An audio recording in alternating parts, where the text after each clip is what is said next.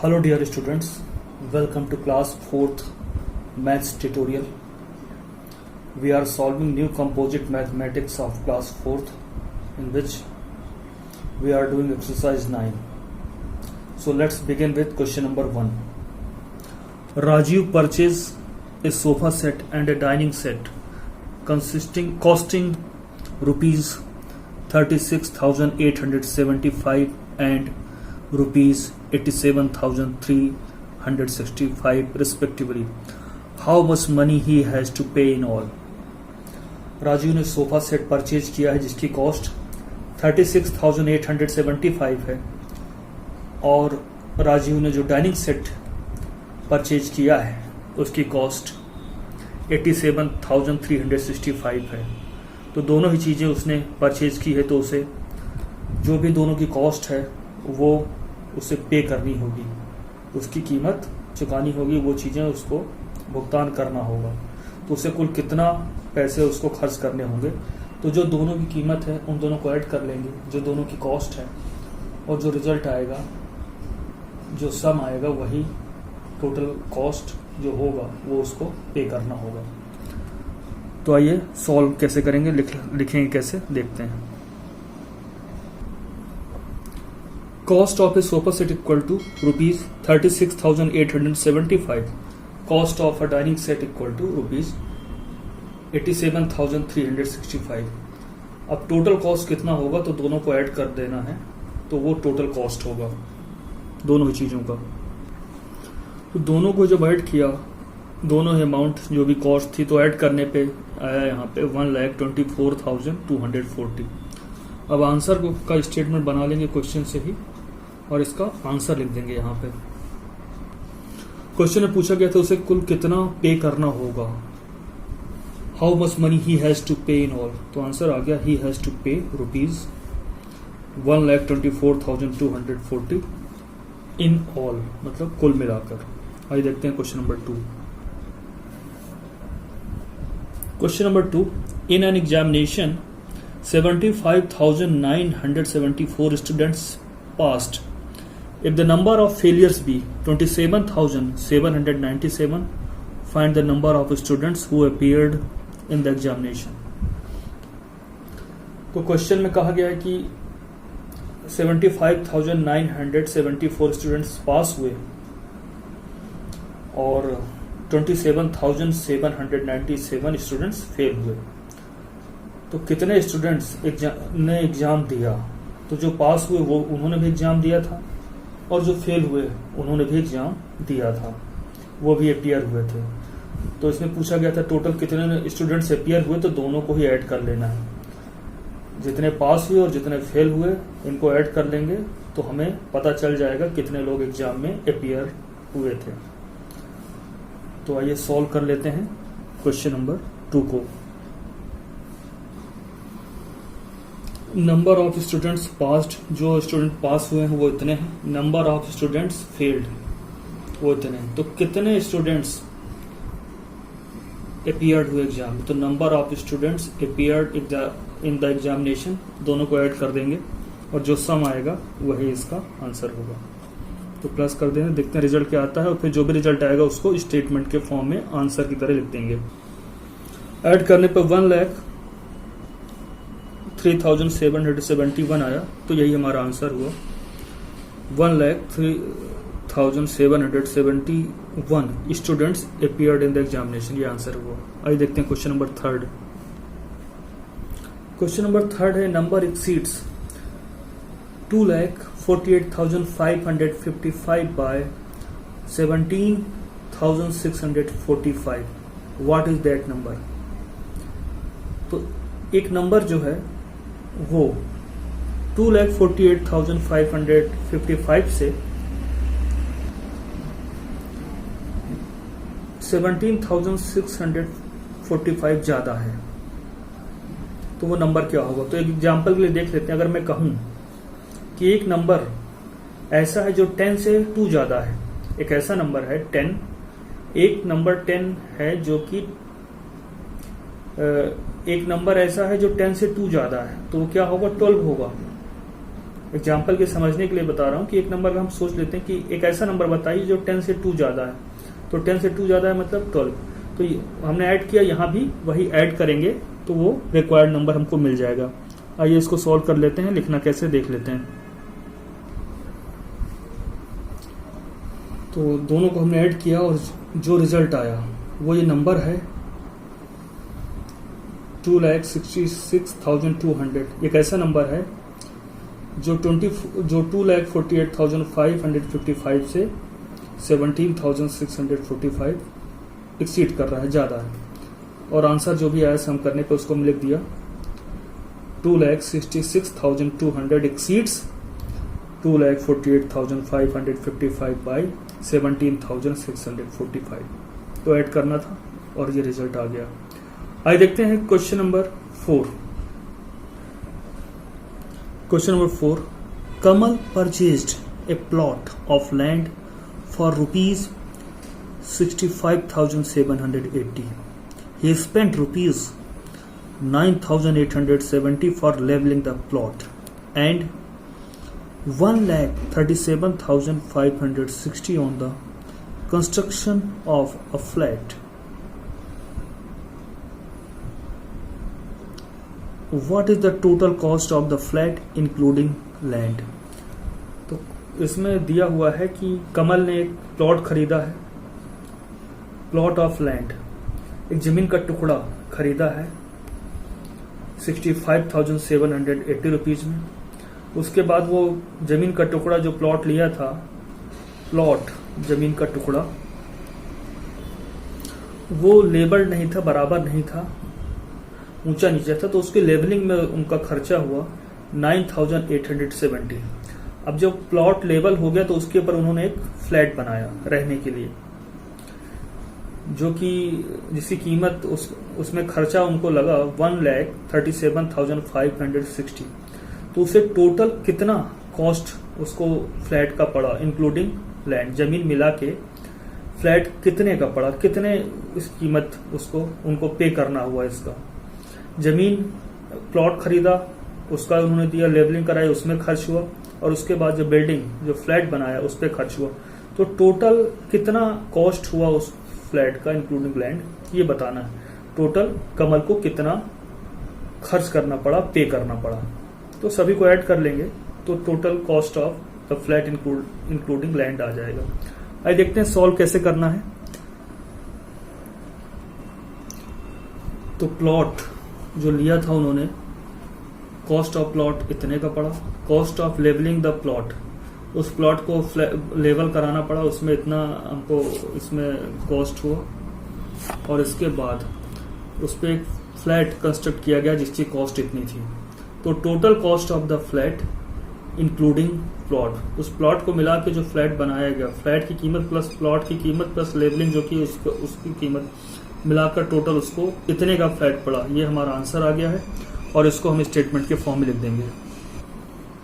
Total cost of the flat including land is ₹2,13,210।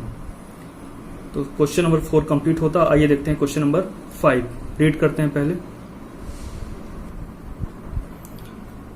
Question number 5, in a certain year, किसी साल की बात करें तो 3 sugar factories produced 38,947, 47,098 and 93,907 bags of sugar. How many bags in all were produced by these factories? तो किसी साल 3 factories में इतने इतने ये बैग्स प्रोड्यूस किए थे। तो कुल मिला के तीनों फैक्ट्री ने उस साल कितने बैग प्रोड्यूस किए, तो तीनों का टोटल पूछा गया है, तो सम कर लेंगे और वही इसका आंसर होगा। तो देख लेते हैं लिखना कैसे है। तो number of bags of sugar were produced by these 3 factories, तीनों फैक्ट्रीज मिलके जो प्रोड्यूस करती हैं शुगर बैग, तो उन तीनों को हमने सम किया, ऐड कर लिया और ये रिजल्ट आया। तो 1,79,952 bags were produced by these factories in all, ये इसका आंसर हुआ। अगर हम लोग चाहते तो अलग अलग भी लिख सकते थे, बट ये सुटेबल मेथड है, अप्रोप्रिएट मेथड है। आप चाहते तो ये लिख सकते थे कि number of bags of sugar produce by first factory, bags produce by second factory, bags produce by third factory, total bags produce by all 3 factories. तो अलग अलग आप लिख के इस तरह से ऐड कर सकते थे, या डायरेक्ट ही आपने ये लाइन लिख दी और इसके बाद इसको इस तरह से ऐड कर लिया। तो दोनों ही चीजें सेम है। आइए देखते हैं question number 6। Question number 6, the population of 4 blocks in a colony are 27,835, 35,947, 47,608 and 19,418 respectively. What is the total population of the colony? एक कॉलोनी है जिसमें 4 ब्लॉक्स बने हुए हैं और हर ब्लॉक्स में इतने लोग रहते हैं, इसमें दिया हुआ है। तो कॉलोनी की पॉपुलेशन क्या है? कॉलोनी की पॉपुलेशन वही होगी जो चारों ब्लॉक्स में रहने वाले चारों ब्लॉक्स की पॉपुलेशन है। तो 4 ब्लॉक्स में जितनी पॉपुलेशन है सबको ऐड कर लेना है और यही total population of the colony होगी। तो आइए देखते हैं सॉल्व कैसे करना है, कैसे लिखना है।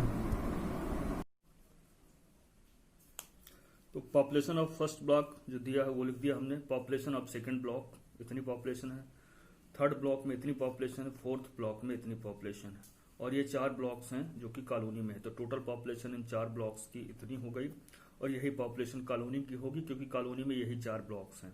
तो total population of the colony is, जो इनका सम आया वो हम लिख देंगे, यहाँ पे प्लस लगा देते हैं, प्लस प्लस प्लस, इन सबको प्लस करेंगे, जो भी सम आएगा वही टोटल पॉपुलेशन ऑफ कॉलोनी होगी। आइए देखते हैं question number 7। Question number 7, in an election there were 4 candidates, they received 39,456, 24,947, 8,698 and 978 votes respectively. तो किसी इलेक्शन में 4 कैंडिडेट्स होते हैं और जो है चारों को ये इस तरह से वोट्स मिली हुई हैं, लिख दिया गया है। अब इसके अलावा कुछ वोट्स ऐसी हैं जो इन चारों में किसी को नहीं मिली है, वो वोटर की गलती से इनवैलिड हो गई है, वो वोट किसी पे नहीं गया, किसी भी कैंडिडेट को नहीं मिला। तो इनवैलिड वोट्स जो है 2367, ये क्या है? ये वो वोट्स हैं जो किसी को जा सकते थे, किसी को मिल सकते थे, किसी कैंडिडेट को, पर इनकी गलती से या किसी वजह से ये वोट काउंट नहीं हुए, इनवैलिड हो गए, बट वोटर लिस्ट में इनका भी नाम लिखा था। How many votes in all were poll, तो कितने वोट पड़े? तो इन चारों कैंडिडेट्स के जो वोट्स हैं वो ऐड करेंगे और जो वोट्स इनवैलिड हो गए, जो गलत हो गए, वो भी हम ऐड करेंगे। इस तरह से टोटल वोट्स जो कि पोल्ड हुए वो इनका सम होगा। तो आइए देख लेते हैं लिखना कैसे है, सॉल्व कैसे करना है। तो टोटल वोट्स कितने पोल्ड हुए, कितने वोट्स पड़े, कितने लोगों ने वोट्स दिए, तो क्या करना है? जो चारों कैंडिडेट्स को वोट मिले उनका सम किया हमने। तो 4 कैंडिडेट्स को ये वोट मिले, मतलब ये वोट तो पोल्ड हुए होंगे, और ये इनवैलिड वोट से जो किसी को नहीं मिलेगा मगर पोल्ड हुए, लोगों ने वोट्स दिए मगर गलत हो गए, फॉल्स हो गए, तो ये वोट्स भी काउंट होंगे कि टोटल वोट्स पोल्ड में। तो कैंडिडेट्स को इतना मिला और इतना इनवैलिड हुआ, इनको सम कर लेंगे, ऐड कर लेंगे, तो जो ये क्वांटिटी आई यहाँ पे 76,446, ये टोटल वोट्स जो कि पोल्ड हुए, और इसको जब ये सम आ गया तो आंसर के फॉर्मेट में लिख देंगे total 76,446 votes were polled in all, total मिला के इतने वोट्स पोल्ड हुए। आइए देखते हैं question number 8। Ajay's income during the year 2011 was rupees 1,67,489. Next year, his income increased by rupees 38,798. What was the income in the year 2012? How much did he earn in these 2 years? तो अजय की income जो 2011 में थी वो 1,67,489 थी। Next year उसकी income increase हो गई, कितनी इंक्रीज हो गई? 38,798 हो गई। तो नेक्स्ट ईयर इनकम क्या होगी? तो दोनों को ऐड कर लो, जो 2011 में थी वो प्लस जितना इंक्रीज हो गई, तो ऐड कर लेंगे दोनों का सम, तो ये 2012 की इनकम आ जाएगी। और इसमें दूसरा क्वेश्चन पूछा है कि तो अब 2011 और 2012 की दोनों ईयर्स की इनकम क्या होगी? तो 2011 की तो दी है और 2012 की इनकम हमने अभी ऐड करके निकाली, तो इन दोनों को ऐड कर लेंगे 11 और 12 की इनकम, तो ये दोनों साल की टोटल इनकम आ जाएगी। आइए देखते हैं सॉल्व कैसे करना है, इसको कैसे लिखना है। अजय's इनकम इन 2011, अजय की इनकम 2011 ईयर में इसमें थी इतनी। हिज इनकम, उसकी इनकम बढ़ गई 2012 में, 11 में जो थी उससे ज्यादा हो गई 12 में। 12 में कितनी बढ़ गई, इतनी बढ़ गई, इंक्रीज हो गई। तो अब इनकम कितनी हुई 2012 में, तो इनको ऐड कर देंगे तो वो 2012 की इनकम आ जाएगी। ये कितना अमाउंट है जो कि बढ़ गया है, 11 से ज्यादा कितना हो गया था वो अमाउंट दिया है। तो 2012 में कितनी इनकम हुई, दोनों को ऐड कर देंगे, और 11 में जो थी और जो जितनी बढ़ गई, इंक्रीज हो गई, इनको ऐड करने से 2012 की इनकम आ जाएगी। इनको ऐड कर देंगे तो ये 2012 की इनकम होगी। तो 2012 में अजय की जो इनकम होगी वो होगी 2,06,287। अब ये पूछा गया है कि दोनों ईयर में कितनी है मिला के, 2011 और 2012 की दोनों ईयर की इनकम कितनी होगी। तो दोनों, ये इनकम 11 की है, ये इनकम 12 की है, इन दोनों को ऐड कर देंगे तो दोनों साल की जो इनकम है वो आ जाएगी। सो यहां पे his income in these 2 year, 2 सालों में उसकी इनकम क्या रही। तो इनकम इन 2011 और इनकम इन 2012, इन दोनों इनकम का जो हम सम करेंगे वो his income in these 2 years आ जाएगा। तो 3,73,776 इसका आंसर हुआ। इस तरह से इसमें 2 चीजें पूछी गई थी, तो इनकम इन 2012 निकाला और इनकम इन दीज 2 ईयर्स भी निकाल लिया हम लोगों ने। इस तरह से क्वेश्चन नंबर 8 कंप्लीट होता है। इसके दोनों आंसर आ चुके हैं। आइए देखते हैं question number 9। Question number 9. In a particular year, the male population of city was 37,989 more than the female population. If the number of females be 1,48,796, what was the male population? पहली बात तो mail population निकालनी है, फिर दूसरा what was the total population in that year. तो किसी year में सिटी की बात कर रहा है, तो सिटी में पॉपुलेशन जो थी फीमेल की दिया हुआ है हमको 1,48,796, और ये कहा कि मेल की पॉपुलेशन ज्यादा थी फीमेल से, और बताया कितनी ज्यादा थी 37,989। तो फीमेल की पॉपुलेशन में जितनी पॉपुलेशन ज्यादा है मेल की वो ऐड कर देंगे तो हमें मेल की पॉपुलेशन आ जाएगी। तो ये पहला आंसर आ जाएगा। और दूसरा जो पूछा गया टोटल पॉपुलेशन, तो सिटी में क्या है मेल और फीमेल ही होंगे, तो दोनों की पॉपुलेशन ऐड कर लेंगे तो वो total population of the city आ जाएगा इन दैट ईयर। आइए सॉल्व करते हैं। तो नंबर ऑफ फीमेल पॉपुलेशन दिया है और ये कहा गया फीमेल से इतना ज्यादा, इतनी मोर है किसकी पॉपुलेशन, मेल की। तो कितना ज्यादा है ये हमने लिख दिया, इतना ज्यादा है। तो मेल की पॉपुलेशन आ जाएगी, कैसे आ जाएगी, फीमेल की पॉपुलेशन और मेल की पॉपुलेशन जितनी ज्यादा है वो ऐड करने से मेल की पॉपुलेशन आ गई। अब सिटी की टोटल पॉपुलेशन पूछा है, तो मेल की पॉपुलेशन अभी हमने कैलकुलेट कर ली है, फीमेल की पॉपुलेशन दिया हुआ था क्वेश्चन में पहले ही, दोनों को ऐड कर लिया तो total population of the city आ जाएगी। तो सिटी में कौन होगा, मेल होगा या फीमेल होगा, दोनों को ऐड कर लेंगे तो total population of the city in that year आ जाएगी। तो एक आंसर हमें ये फाइंड करना था और दूसरा हमें ये फाइंड करना था। इस तरह से क्वेश्चन नंबर 9 हमारा कंप्लीट होता है। आइए देखते हैं क्वेश्चन नंबर 10 जो कि लास्ट क्वेश्चन है एक्सरसाइज 9 का। Question number 10, in an election 5,648 votes were found invalid. The defeated candidate received 39,476 votes. The winning candidate received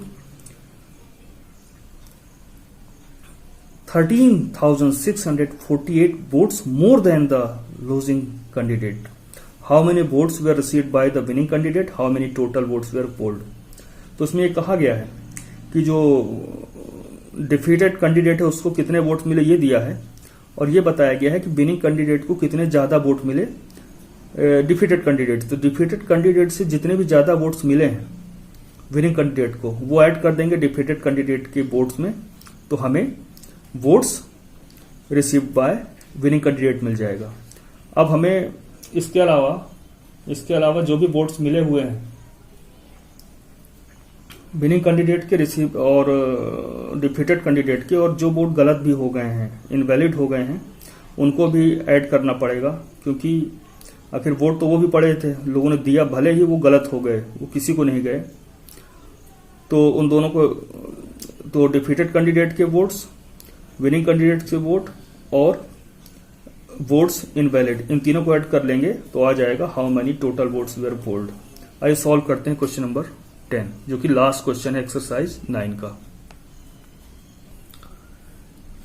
defeated candidate received votes, defeated candidate को इतने वोट मिले थे। मोर votes then losing candidate, losing candidate से ज्यादा कितने vote, वो ये लिखे हुए हैं 13,648। और विनिंग कैंडिडेट को विनिंग कैंडिडेट रिसीव वोट उस तो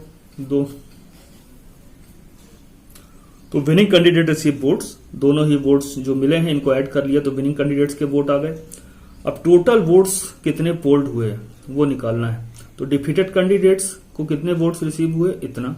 विनिंग कैंडिडेट रिसीव वोट्स, इतना। और ये कुछ इनवैलिड वोट्स हैं जो ना तो इसको मिले हैं डिफीटेड कैंडिडेट को, ना ही विनिंग कैंडिडेट को, तो वो इतने हैं, हालांकि वो भी वोट्स पोल्ड हुए। तो इन सबको ऐड कर लेंगे तो टोटल वोट्स वेयर पोल्ड आ गया 98,248। तो दो आंसर थे, विनिंग कैंडिडेट के वोट्स निकाल लिए हमने और टोटल वोट्स वेयर पोल्ड के लिए डिफीटेड, विनिंग और नंबर ऑफ इनवैलिड वोट्स भी काउंट कर लिए। इस तरह से हमारा ये आंसर आ गया। तो दोनों ही आंसर कैलकुलेट कर लिए हैं, सॉल्व हो चुका है हमारा 10 भी। इस तरह से एक्सरसाइज 9 कंप्लीट होती है। इसके बाद हम वो एक्सरसाइज करेंगे जो जिसमें वर्ड्स प्रॉब्लम दिए होंगे।